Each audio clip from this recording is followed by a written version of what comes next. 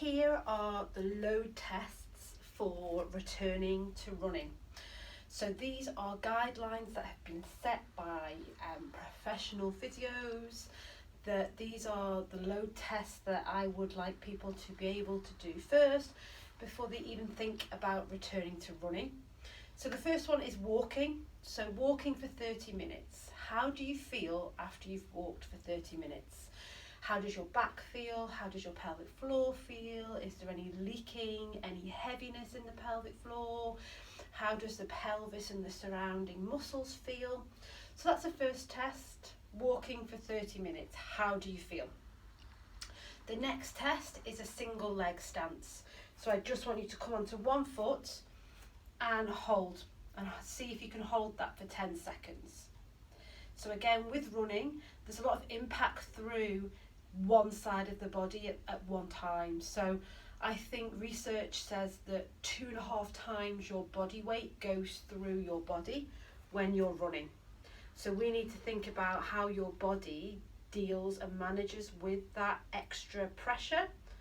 So 10 seconds on each leg. How can you do that? Can you do that? You know, your balance after having a baby changes considerably. So holding that for 10 seconds each leg. So if you can't do that, then maybe the next one might be just pushing it a little bit too far. So the next one is a single leg squat. So you're going to come onto one foot, and it's all about driving the hips back. So you're going to drive the hips back into a squat and then come back up. So again, 10 each leg. So you're coming down, send the hips back, and then come back up. So you're going to do 10 each leg. And what we find is one leg can be really much stronger than the other. So again, you're on one leg, you're hinging at the hips, and then coming back up. So I really try not to see this and this and this, like that knee coming in too much. We're trying to keep that knee tracking as much as we can. So again, how does that feel? How do the knees feel? How does the lower back feel? How does the pelvis feel? So again, if you can't do 10 on each leg, then running at this moment in time will probably be too much impact and load going through that leg. So we need to take you back, do some other strengthening work before we think about getting back into running. So the next one is a jog. So how does it feel to jog for 60 seconds? How does the pelvic floor feel? How does the lower back feel? How does it feel whilst you're jogging for 60 seconds? And also afterwards, how does the pelvic floor feel? Any leaking, any heaviness, any dragging sensations in the pelvic floor, lower back? Again, these are all signs that maybe we're not ready to run quite yet. So we've got a bit of strengthening and rehab work to do first. So the next one is a single, a forward bound. So with running, it's a lot of forward pressure. So we want you to do 10 each leg. So I'll turn side on so you can see, but it's literally a forward bound and then back. So how does your body cope with all the weight going forwards on that front leg? So you're going to do 10 each leg. See how it feels. Again, try the other leg. See how that feels. But like I said, lots of running is, forwards, going from one leg to the other. So we need to see how your body feels doing that. The next one is a hop. So 10 on each leg, and you're going to hop. 10 each leg. How does that feel? How does that feel for the knee, the foot, the hips, the pelvic floor, the lower back? Okay, so 10 each leg. How does that feel?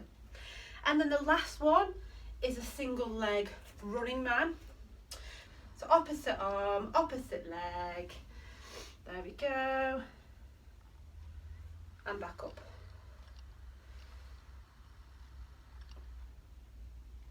So again, we're just testing your balance.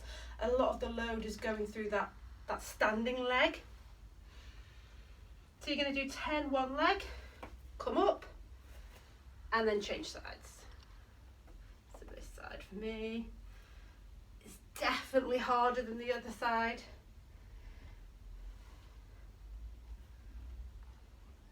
And again, we're trying not to rotate too much around your hips. So we're not trying to reach and come up. Try and keep those hips as level as you can. And come back up. So they're your load tests. Try them out, see how you feel.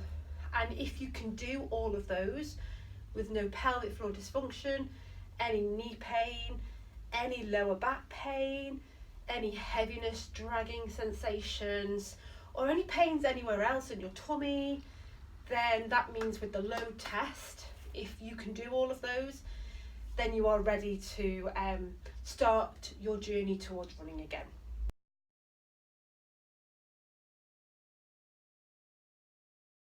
Here are the strength tests now for returning to run. So we're looking for 10 repetitions on each leg. Again, everything's single leg because we're trying to see how your balance is, how your strength is, so we're not compensating on one side compared to the other. So the first strength test is a single leg calf raise. So we're coming onto one leg and then you're going to lift that heel off the floor and come up. And then back down. So it's a lot harder than you think. So again, you're coming up and then back down. So can you do 10 of those? Nice and controlled, and back down on each side. So again, see how one side feels compared to the other. And we're coming up and back down. So if you are all over the place, then that might suggest that you haven't got that strength just yet to kind of go back to running. So single leg calf raises, 10 each leg. So the next one, I'm going to turn to the side and show you with my chair. So it's a single leg sit to stand. So you're going to take one leg off and you're going to drive the other leg down to the floor and stay nice and upright. You're coming up and down and back down. So you're going to do 10 on each leg. So what we're trying to do here is make sure that you're not bearing down. So lots of people can do a sit to stand, but they may sound like this. So they're not actually breathing, they're actually adding more pressure. Make sure that you're not holding your breath. Make sure that you can breathe and that you're not bearing down. So you're going to do 10 one leg and then 10 the other. So nice and slow and controlled. So that's 10 sit to stand each leg. How does that feel through your knee? How does that feel through your pelvis? How does that feel lower back? Pelvic pain, pelvic dysfunction. Again, these are all the markers that we're trying to think about before we return to running. Listen to your body, and if you can't do that in a controlled way, then we need to take a step back to just build up that strength. So the next one is a single leg bridge. So we're going to take it down to the floor. So you're going to lie down. That's it. And then, one leg is going to come up and then you're going to drive up and then back down. So again, nice and slow and controlled. Can you lift up into a single leg bridge, 10 each leg, without there being any lower back pain, without there being any knee pain, still keeping the pelvis neutral so we haven't wobbled off too much. So we're keeping it nice and slow and controlled. So 10 each leg. And then the last one is a single leg abduction. So you're going to come onto your side.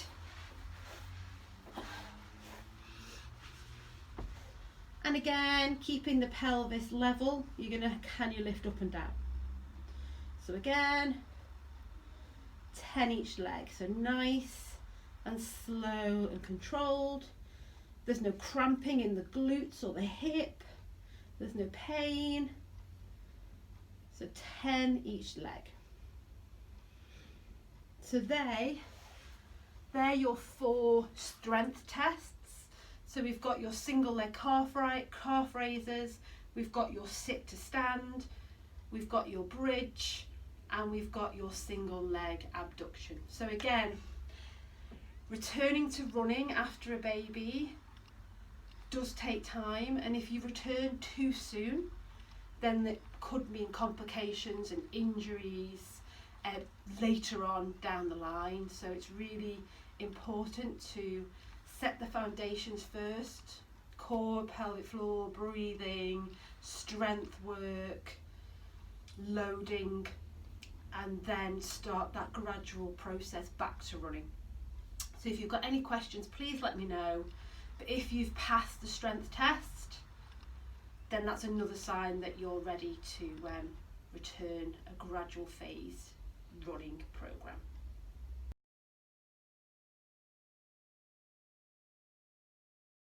So any questions, please let me know. And if you can't do those tests, but you still really want to get into running, please contact me, because I can help you with the foundations of the core, the pelvic floor, the glute strength, and we can work on all of that before you start returning to running.